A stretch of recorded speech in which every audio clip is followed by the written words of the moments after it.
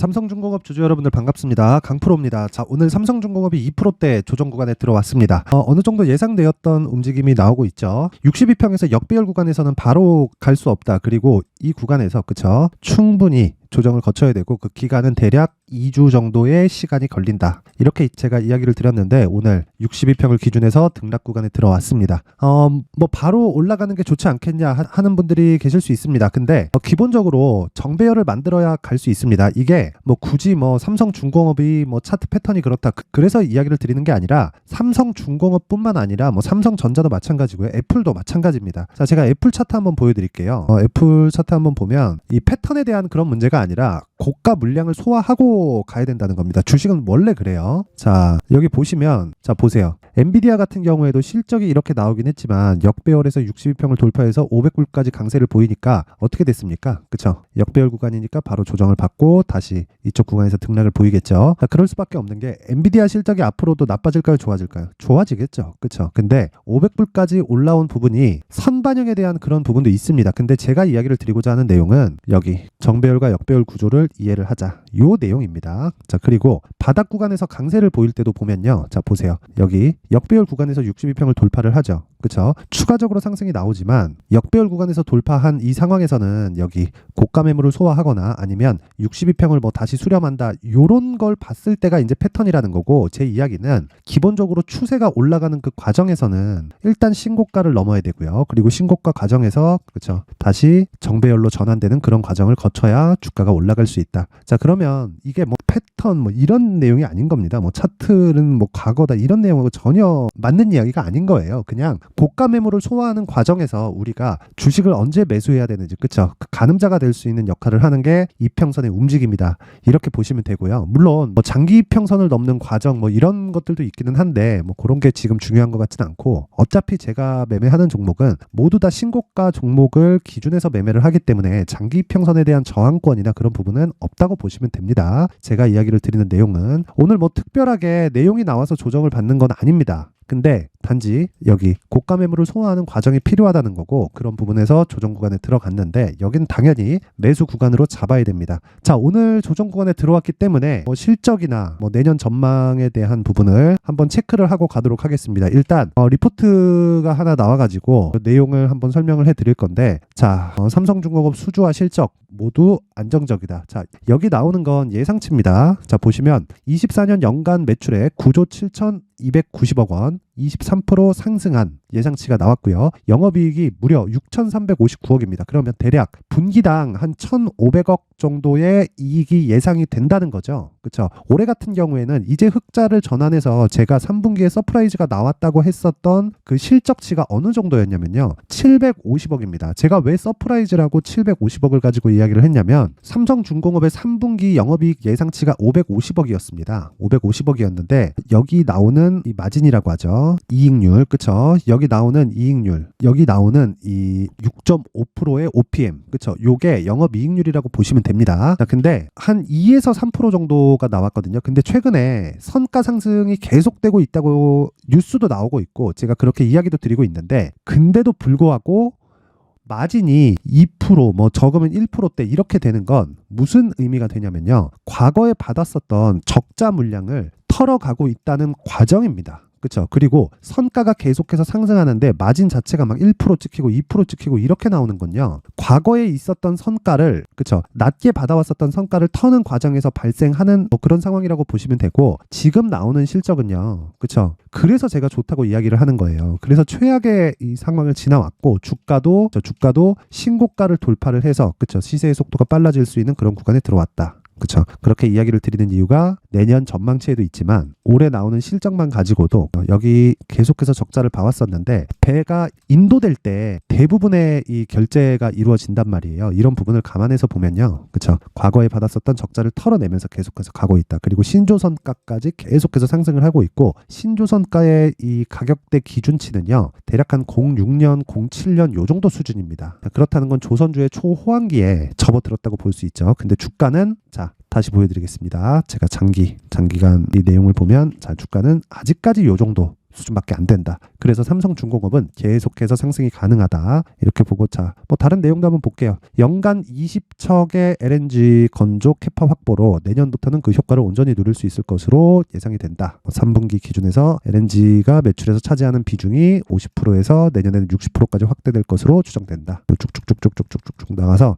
여기 내년 줄어들 것으로 예상되는 일반 상선 수주분을 해양 플랜트에서 충분히 채울 수 있는 동사의 매력도는 조선 3사 중에 가장 높다고 판단이 되고 안정적인 수주와 실적 개선을 바탕으로 현재 주가 레벨에서 상승 여력이 충분하다고 판단한다. 여기는 저도 동의를 합니다. 근데 이 내용입니다. 상선 수주분을 해양 플랜트에서 충분히 채울 수 있다. 그쵸? 해양 플랜트, FLNG 같은 이야기를 하는 건데 FLNG가 사실상 이게 배가 아니에요. 그러니까 배는 배인데 막 상선이나 그쵸? 이런 쪽이 아니란 말이에요. 근데 기본적으로 조선업황이 개선되는 상황은 상선을 시작해서 나옵니다. 근데 FLNG 쪽으로 이 수주가 이루어지고 만약에 FLNG 쪽으로 쫙 몰리는 상황이 벌어질 거예요. 이런 상황이 되잖아요. 그러면 시세의 끝물에 왔다고 보면 됩니다. 근데 여기까지 가는데 대략 한 길면 한 3년, 4년, 짧으면 한 2년 정도? 요 정도의 시간이 걸립니다. 근데 지금 시작이니까 앞으로 2년 정도는 충분히 가능하다. 근데 시세가 나오는 구간 있죠? 시세가 나오는 구간. 자, 여기 예를 들어서 과거의 움직임을 보면 시세가 나오는 구간, 그쵸? 이때는 어떻게 되냐면 자, 보세요. 3, 4개월 오르고 조정받고 3, 4개월 오르고 조정받고 그쵸? 이렇게 된단 말이에요. 그리고 여기 조정이 적게 보일 수 있는데 고가에서 한 20%씩 빼잖아요.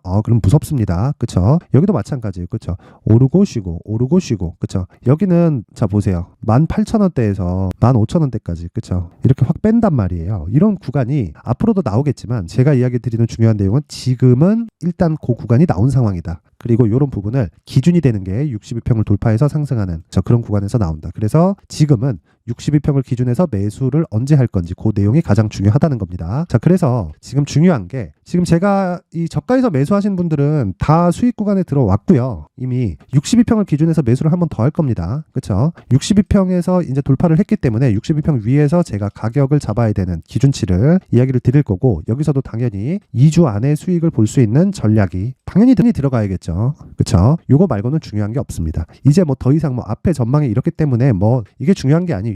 이미 결정이 됐다. 그쵸? 상선에서 플랜트로 넘어가는 그 시작점이 이번 달이 11월 달. 그쵸? 이게 캐나다 시더. 그쵸? 이쪽에서 수주 들어온 FLNG 이쪽이라고 보시면 되고 이거보다 뭐 추가적으로 뭐 좋은 내용을 찾아가지고 억지로 붙인다? 이런다고 한들 의미가 없죠. 그래서 지금 중요한 건 2주 안에 내가 나올 수 있는 가격을 찾자. 요거 말고 중요한 게 없다. 자, 그래서 요 내용까지 제가 영상에서 이야기를 드리면 너무 긴 내용이 될 수 있기 때문에 여기 19페이지에 걸쳐서 내용을 준비를 해왔고요. 그리고 모든 분들한테 제가 전달을 해드리겠지만 무엇보다 그래도 이 만든 사람 성의가 있으니까 그래도 최소한의 성의를 보여주시는 분들에 한해서만 제가 삼성중공업의 가격 그리고 단기 보유 전략을 공유해드리도록 할 텐데 돈은 안 받습니다. 돈 안 받고 영상 상단에 있는 전화번호로 숫자 3이라고 문자를 보내주시는 분들에 한해서만 제가 삼성중공업의 가격 그리고 단기 보유 전략을 공유해 드리도록 할 테니까 이 내용 딱 받아가셔서 공부하시고요. 그리고 똑같이 적용시켜서 매매를 하면 되는 겁니다. 그리고 너무 어렵게 보지 마시고 조정은 있고 제가 조정이 있을 거라고 이야기를 드렸고요. 대략 한 2주 정도의 기간이 필요하다고 이야기를 드렸어요. 그러면 그 구간에 내가 매수할 수 있는 가격대, 그쵸? 내가 매수한 이후부터 2주 안에 수익으로 전환이 돼야 앞서서 말씀드렸다시피 장기 투자로 들어갈 수 있는데 그 장기 투자는 3개월 안쪽이 돼야 됩니다. 그러면 3개월 동안 보유하기 위해서는 2주 안에 수익이 나야 된다. 그래서 이 내용 가장 중요하니까 상단의 번호로 숫자 3이라고 문자 보내서 모든 분들이 성공 투자하셨으면 좋겠고 자, 그러면 추적하는 과정에서 계속해서 효율을 높여야겠죠. 그래서 그 효율을 높이는 방법은 여기 강프로의 무료 소통방에서 진행을 하고 있습니다. 뭐 조선주에 대해서도 제가 계속해서 이야기를 드리고 있지만 오늘 같은 경우에도 그렇습니다. 12시 10분에 제가 한 내용이에요. 삼성중공업이 2.2% 하락하고 있는데 오늘 2%대 조정 62평 기준에서 조정 중이다. 정상적인 조정이고 매수 관점 추가 매수 가능하고 가격 설정에서 제가 여기 소통방에서 진행을 하겠다 이야기를 하고 있고 그리고 계속해서 제가 시초가 매매를 진행을 하고 있죠. 그쵸? 장 시작 전에 자, 시간대를 보면 여기 8시 44분에 진행이 됐고요. 그리고 상황을 한번 보겠습니다. 칩스앤미디어 칩스앤미디어 오늘 10%대 강세를 보이고 있고요. 고가 대비해서 한 5% 정도 밀려있는 그런 상황인데 분봉상에서 뭐 큰 문제점이 발생하거나 시세는 빠졌지만 그런 상황이 아닙니다. 그리고 당연히 신고가 신고가 종목만 매매를 하죠. 저는 신고가를 아닌 종목은 하지 않습니다. 그리고 매일매일 상한가를 가면 좋겠지만 어떻게 그렇게 할 수 있겠습니까? 그거 자체는 불가능하고, 근데 무엇보다 제가 칩스앤미디어와 함께, 그렇죠, 어저께 제가 장중에 공략한 종목들이 있죠. 어저께는 이 시초가 종목이 없었습니다. 그래가지고 제가 장중에 공략을 했는데 이 내용 한번 보겠습니다. 26,600원에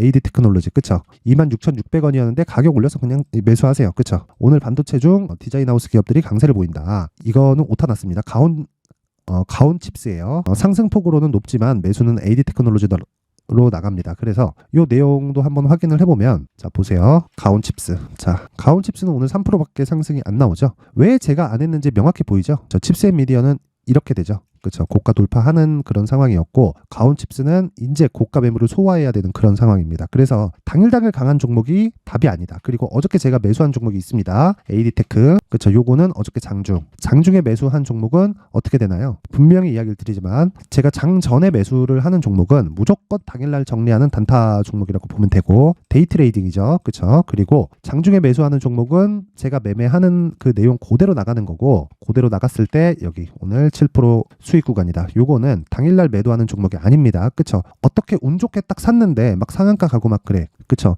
그랬을 때는 이거 오늘 가는 날이 아닌데 하면서 그냥 매도할 수도 있지만, 이런 종목은 당연히 요런 시세가 나오는 게 맞고, 이 종목도 당연히 신고가 구간에 있다. 자, 그래서 이 매매하는 과정에서 신고가에 대해서 좀 배워보고 싶다. 내가 어떤 식으로 매매를 해야 되는지 잘 모르겠다 하시는 분들은 여기 소통방으로 들어오시면 되고요.